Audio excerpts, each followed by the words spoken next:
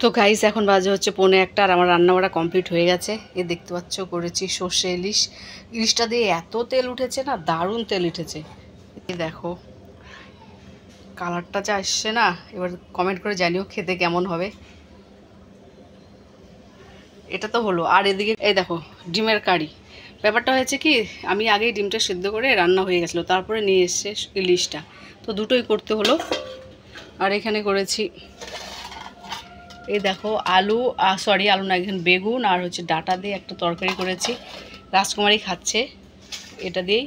আর এখানে করেছি কোয়াশ মুসুর ডাল ছিটিয়ে, দেখতে পাচ্ছ। আজকে রান্না, আজকে ইলিশটা রান্না করার কোনো কথাই ছিল না, হয়তো বাজারে পেয়ে গেছে। অনেক দিন ধরে ইলিশ খুঁজছিল, পাচ্ছিল না, উঠছিলই না, মানে বাজারে মাছের দোকানে।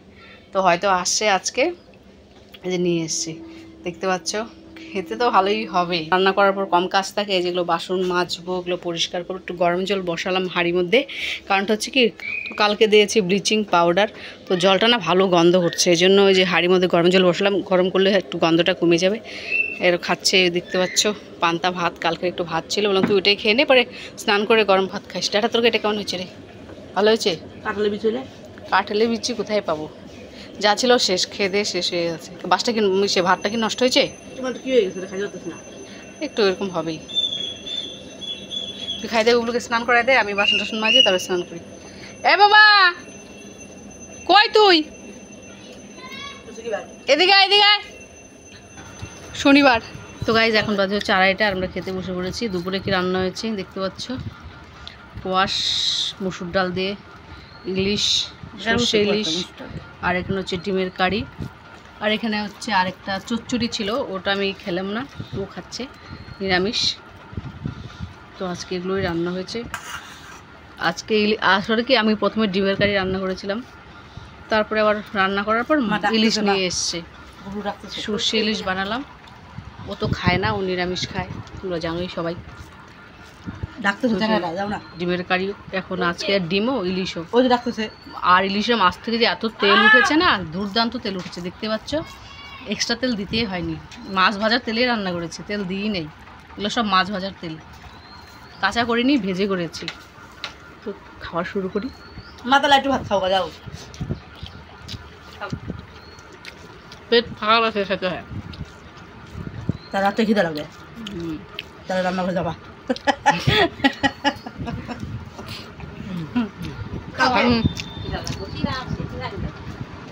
চিরাই না খাবে, তার রান্না করবি না।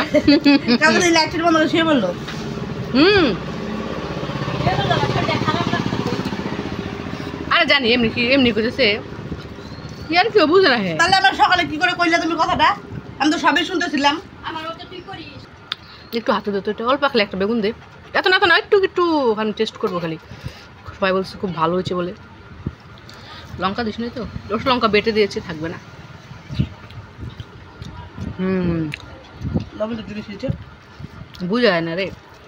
কালকে গুবিটা আছে না আরো। আমি একটু উঁচু খেতে যাই, কালকে একটু শসা দিবি হালকা। আজকে দিতে চাইছিলাম, দিই না এবার।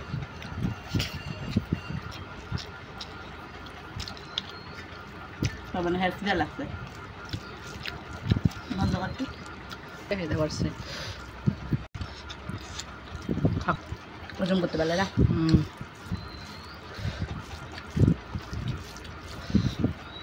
ইলিশ ইলিশ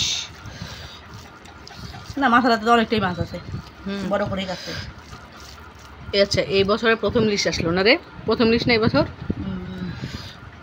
পাওয়াই যায় না, উঠেই না বলে বাজারে। তুই বলে মাছ টাছ খাবি না? বলছি তো খাবো না, লোকসান দেবই না, তাই না? আমার তো লোভ আসে না।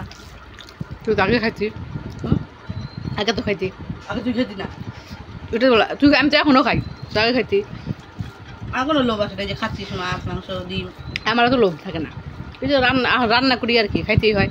আমার এগুলো তো কী মনে পড়ে বলতো, লোকগুলো কাঠের মাছগুলো দাঁড় পায় না, আমার ওইটা মনে পড়ে, খাইতে পারি না।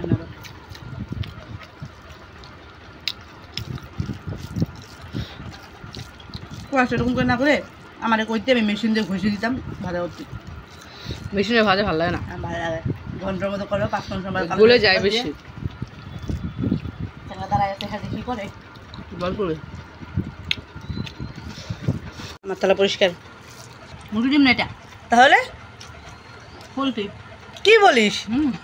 ধ্যাৎ, আমি বললাম মুরগির ডিম, একদম সেম মুরগির ডিম। একটু জল পাই মনে অনেক সময় ইচ্ছে আর মিথ্যা বলছি, ফাটা দেখি কুসুমটা দেখলে বোঝা যাবে। কারণ মুরগির ডিমের কুসুম হলুদ হয়। আরে না রে বল, না রে ঠিকই বলছিস, কিন্তু এটা তো মুরগির ডিম লাগতেছে। দোকানদার তো তোকে ঠকাই দিছে তাহলে। রাত খুচানি রেডি ওটা তো নষ্ট হয়ে গেছে, এটা পোকা হবেই। হয়ে গেছে। আর এটা কি? এটা তো জানিস ইলিশ ভাপা। তাহলে আছে খাওয়াটা জমে গেছে। ইলিশ ভাপা হওয়ার কত কথা ছিল না, আইনে আইনে রাখছে, কি করবে এখন? না রান্না হয়েছে, ডিমটা হয়েছে। আমার খাওয়াটা ভালো হয়েছে, হয়ে গেছে খাওয়া আমার।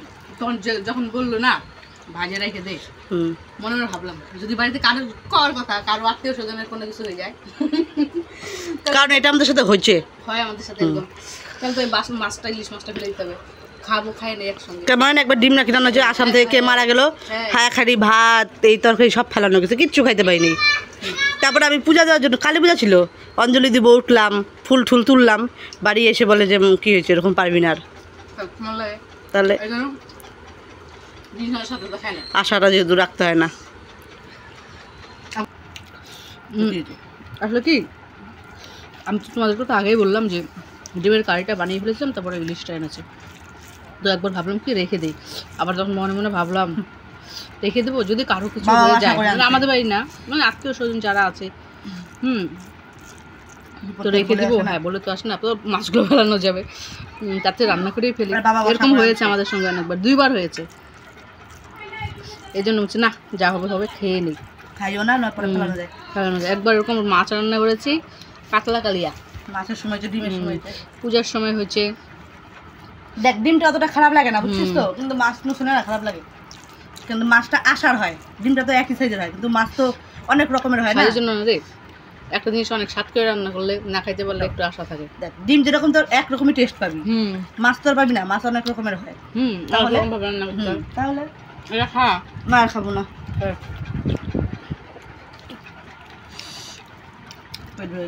এটা দিয়ে ভালো খেলাম। বাটি ফাঁকা, বুলবুলির জন্য রেখে দিই। মাছটা যে দুর্দান্ত বুঝায়, যা তেল যে উঠছে না, না মাছটা ভালো, দেখ তেল, দেখ বুঝেন, দেখ ভয়ে জামা কাপড় তুলে ফেললাম।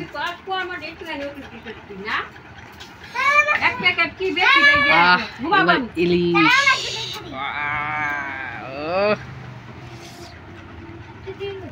বলিস না, একটা খা, 1 বাইট।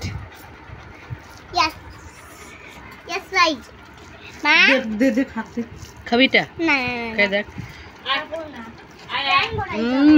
তুই খাইছি রে। 3 দিন পর এটার নাম হবে কি রান্না করেছে। গুবলু খাওয়া হয়ে গেছে, গুবলু ঘুমাচ্ছে তো, গুবলু ঘুমাচ্ছে নাকি? বাবা শো শো,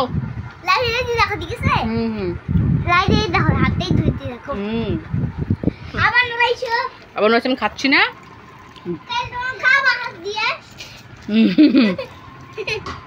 হাত দিয়ে তো খাচ্ছি বেটা।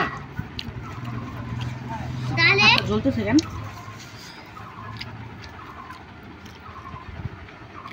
ভাত লাগতো একটু না, এতই ভালো হয়েছে। আর না রে, এখানে দেখ যে গ্রেভিটা গেছে, বাটিতে লেগে আছে একটু, ওটা চাটে চাটে, বাটিটা মানে পরিষ্কার করে ধুয়ে দিবে। আনি দেবো না, খাবে কমই ভালো। খাবার সবসময় দেখ হাত দিচ্ছে, দেখ খাবার সবসময় খাবি এরকম, এরকম খাবার খাবি যাতে খাওয়ার পরে 4টা মিষ্টি খেতে পারিস, এরকম পেট হাতের তেলটা একটু ধুলি না জল দিয়ে, ডুবো তো, জল দে না হাতে।